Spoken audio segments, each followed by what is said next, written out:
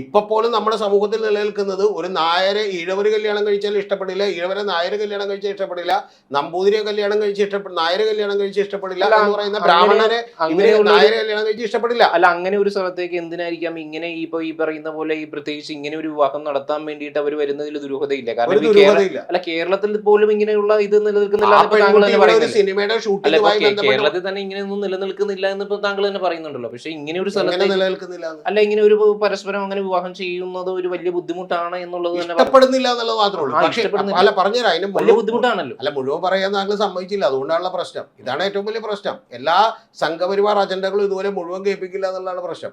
ഞാൻ പറയുന്ന ഒരു കാര്യം, ഒറ്റ കാര്യമുള്ളൂ, ഇത് ഇഷ്ടപ്പെടുന്നില്ലെങ്കിലും കേരളത്തിൽ ജീവിച്ചാൽ അവർക്കൊരു ബുദ്ധിമുട്ടും ഉണ്ടാകാറില്ല. എന്ന് പറഞ്ഞാൽ അവരെ കയ്യേറ്റം ചെയ്യാനോ അവരെ ആക്രമിക്കാനോ ഒന്നും ആരും മുതിരാറില്ല. കാരണം ഇഷ്ടക്കേട് ഉണ്ടാവും, ബാക്കിയുള്ള പ്രശ്നങ്ങൾ ഉണ്ടാവും, പക്ഷേ ആ ഒരു പരിധിക്കപ്പുറത്തേക്കുള്ള പ്രതികരണങ്ങളിലേക്ക് എന്ത് ചെയ്യില്ല, പോവില്ല.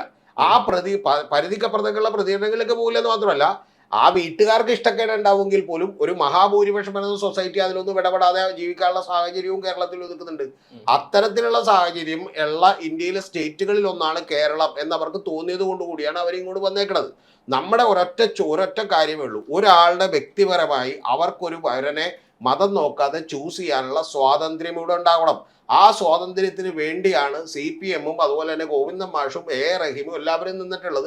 അവർ ജീവിതം കൊണ്ട് പോലും അത്തരം നിലപാടുകൾ എടുത്ത് തെളിയിച്ചിട്ടുള്ള ആളുകളാണ്. അപ്പോൾ അതിലൊറ്റ കാര്യമുള്ളൂ, ഇവരെയൊക്കെ അറസ്റ്റ് ചെയ്ത് നാളെ തന്നെ മറ്റേ മധ്യപ്രദേശ് പോലീസ് അങ്ങോട്ട് കൊണ്ടുപോകും, ഇവിടെ വന്ന് തമ്പടിച്ചിരിക്കുന്നു, ഗോവിന്ദൻ കിടുങ്ങി, പുള്ളി ഈ പറയുന്ന ഒരു ഒളിവിലാണ് എന്നൊക്കെ പറഞ്ഞ് വാർത്ത കൊടുത്തിട്ടുള്ള വീരശൂര പരാക്രമികളോടാണ് എനിക്ക് പറയാനുള്ളത്. നിങ്ങൾക്ക് എതിർപ്പുണ്ടാകാം, പക്ഷെ എപ്പോഴെങ്കിലുമൊക്കെ സത്യം പറയുന്നവരാണ്. മനസ്സിലായ? ഇത് ഞാൻ പറഞ്ഞ കേരളത്തിൽ ഏറ്റവും കൂടുതൽ റീച്ചുള്ള യൂട്യൂബ് ചാനലുകൾ അടക്കം അല്ലെങ്കിൽ അത്തരത്തിലുള്ള ആളുകൾ അടക്കം ഇരുന്ന് ഇതേ തള്ളിക്കൊണ്ടിരിക്കുകയാണ്. എൻ്റെ ചോദ്യം അത്രേ ഉള്ളൂ. എൻ്റെ ചോദ്യമൊക്കെ നിങ്ങൾ ഈ പറയുന്ന പോലെ ഇവരെ എന്ത് ചെയ്തു ക്രൂശിക്കുന്നു എന്ന് പറയാൻ വേണ്ടിയിട്ട് നിങ്ങൾ കാരണങ്ങൾ കണ്ടെത്തുകയാണ്. പക്ഷേ ആ സബ് രജിസ്ട്രാർ ഓഫീസിനും ഒരു ചെക്കിംഗ് നടത്താമായിരുന്നല്ലോ, ഒരു ബോധപൂർവമായിട്ടുള്ള ഒരു ചെക്കിംഗ് നടത്താമായിരുന്നല്ലോ. അതിന്റെ ഒരു അനാസ്ഥ ഉണ്ടായിട്ടില്ലേ? സബ് രജിസ്ട്രാർ ഓഫീസ് ചെക്കിംഗ് നടത്തി. ഞാൻ ആദ്യം അനാസ്ഥ ഉണ്ടെന്ന് വിചാരിച്ച ഒരാളാണ്, പക്ഷെ അനാസ്ഥ ഇല്ല. കാരണം എന്ന് വെച്ചാൽ അതിന്റെ രേഖകളെല്ലാം കറക്റ്റാണ്.